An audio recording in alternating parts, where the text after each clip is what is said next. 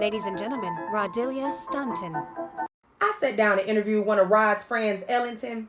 Tonight's story is The Howling Man. The episode starts with our main character, Ellington, who appears to have done a little too much skiing, if you know what I mean. He goes on to tell us that we need to believe whatever he's telling us because when he was exposed to it, he didn't believe it either, but hear him out. And I say, okay, you sweating a little bit too much for me not to listen to you because now I need to lean in to hear what you're talking about. Ellington goes on to tell us, see, what happened was I was walking in this forest in the rain. And I say, copy that, so this will never happen to me because I would never do no dumb shit like that. But go on. He starts to get sick. He sees a castle. He knocks on the door. Moses answers the door. Okay, so it wasn't Moses, but it was the man that was dressed like Moses, had the little stick and everything. And it's obviously not biblical times because Ellington got on a suit jacket. So for the sake of the story, let's call him Foses. Fauxses, okay? Y'all got it, cool. So Ellington tells Foses, I'm sick, I'm lost, can I please come inside? Foses is a little judgmental at first, but he says, you know what, come on in. He tells me that he walks inside the damn castle and other foci come out. Foses says, whatever. They come out and now Ellington is standing there like, I'm about to pass out, I don't know where I am, and all these men that look like Foses are coming out. So Foses 1 says, let me go get my boss and I'll let you know what we can do. So like me, Ellington looks around and he says, well, hell, if all of y'all are Foses, I'm assuming your boss is God. So I'll go meet him, hell, because I'm about to die anyway. And as Ellington is standing there, out of nowhere, he hears. So Ellington tells me that Foses comes back and he asks him, what was that? And Foses is like, the wind. Don't worry about it. Let's go. But Ellington said that it did not sound like the wind. It sounded like a person moaning. And you know, I asked, I said like a red light special moan. He said no, like a this hurts moan. But for some reason, Ellington still wanted to go in the room and meet whoever Foses wanted him to meet. And that's when I leaned to the side because I said, Ellington, why the hell would you follow him in that room? He said, you know what? Desperate times call for desperate dumbass measures. But he walks in the room. I said, did the man look like God? He said, girl, you know he did. So Ellington says that he tells the man, look, I'm sick, I'm coughing, it's cold, it's wet, I just need somewhere to stay. Please let me stay here. Zeus says, no, you can leave though. So I'm like, damn, Ellington, he just told you to leave regardless of you hacking up a lung. He like, yeah. And I start limping out. But Ellington says, like some of y'all's ridiculous ass cousins in church, he decides to pass out because that's the only way he can get some attention around this bitch. So Ellington says that they let him stay there and he starts to walk towards the place he keeps hearing his howl. And y'all, why is it a man back there? So I say, Ellington, who was the man? He said, I don't know. He just ran up and grabbed me and was like, help me. He said he looked a little raggedy and weird, but he looked like a normal person to him. So he asked the man, how did you get in here? Why are you in here? Ellington says the man tells him, I was with my girlfriend outside. We went to kiss and then Jerome, the guy with the staff, just hit me upside the head with the staff and brought me here. So Ellington is like, nah, there's no way that could have happened. He's like, yeah, it definitely happened. These people say that they're religious. No, they're religious zealots. They're literally crazy and they kidnap people and that's why I'm in here and I need you to help me get out. So Ellington is like, well, maybe I can talk to Jerome. And he's like, no, do not speak to him. Just help me get out of here. So Foses and Jerome come over there and they like, why are you talking to this man? And he's like, I need to talk to y'all because I don't understand what I just saw. So Ellington walks into the office with Jerome and Foses is like, what did this man just tell him? And I leaned in because I said, girl, y'all in there kidnapping people for real? Ellington gets into a coughing fit because remember, y'all, he's still sick. And Jerome is like, look, you're delirious. But that person that you were just talking to was actually not a person at all. And Ellington is like, what are you talking about? They argue for a little bit to the point where Ellington is like, I will call the police on y'all. Y'all in here kidnapping people and I'm calling the police. So Jerome is like, shit.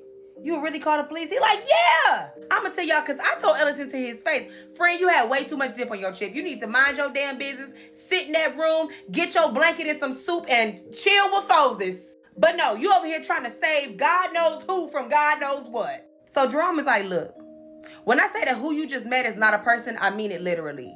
That is the devil. That's Satan, Lucifer, Beelzebub, whatever you want to call him, that's who he is.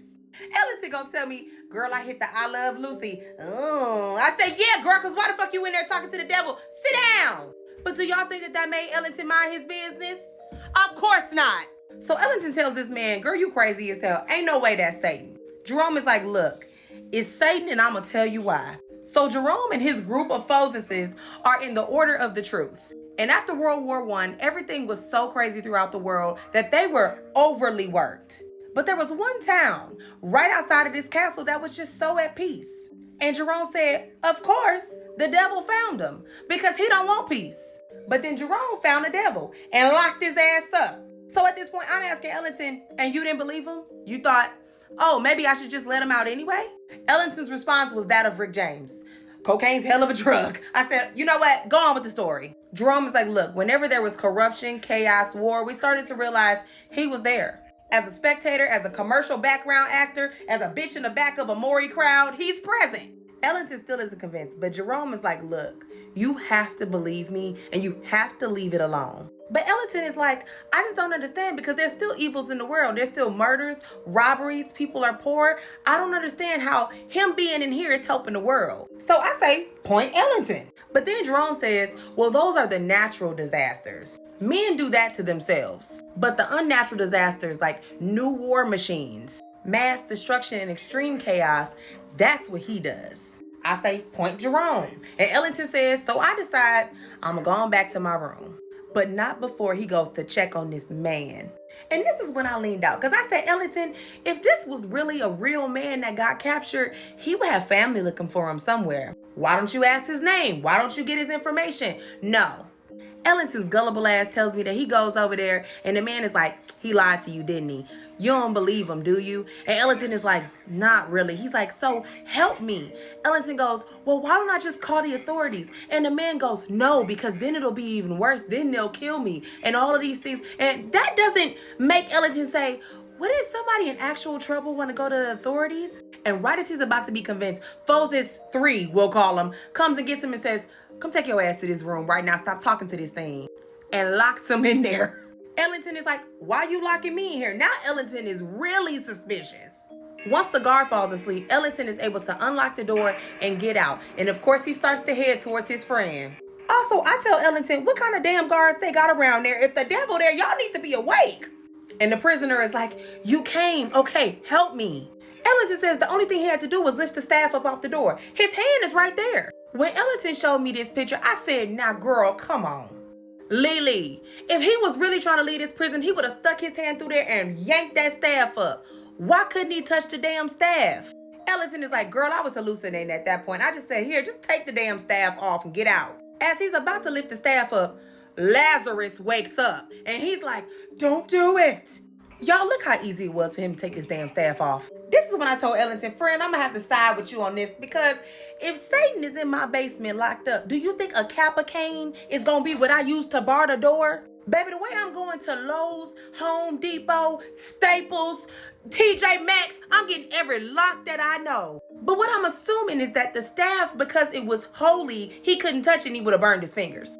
But the devil will make a fool out of you every day because the second he comes out, he turns into exactly what we thought he would be. He knocks Ellington to the ground, and as he is walking towards the window to leave, he turns into the devil, or into what we think the devil looks like. And this is what I said, now, Ellington, why didn't you try to get up and maybe slap him? I don't know.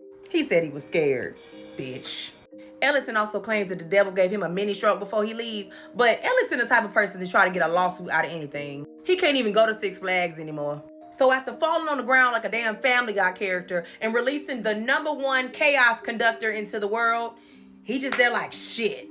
Foses and Jerome come over and they realize what happened. And this is when Ellington believes that Jerome was really a good person because he's like, oh, Ellington, I feel real bad for what you just did, instead of slapping the shit out of him. Ellington says he saw him but didn't recognize him. And Jerome goes, that's y'all's weakness and his strength. So Ellington says later in life he has a housekeeper and he tells her this story as well. He says, under no circumstances do you go near that door. Don't you open it. I don't care what you hear. And Gertrude is like, okay, you freaking me out, but all right. Because Ellington captured him and he's gonna go bring him to Jerome. But does this look like the face of somebody who can hold water? No, this is the face of somebody who stands up during testimony in church and says, y'all pray for Barbara's daughter. She pregnant again. And Ellington tells me the second he leaves, Beulah opens the damn door and the devil is out again. Needless to say, I blocked Ellington after the interview because you too damn nosy for me.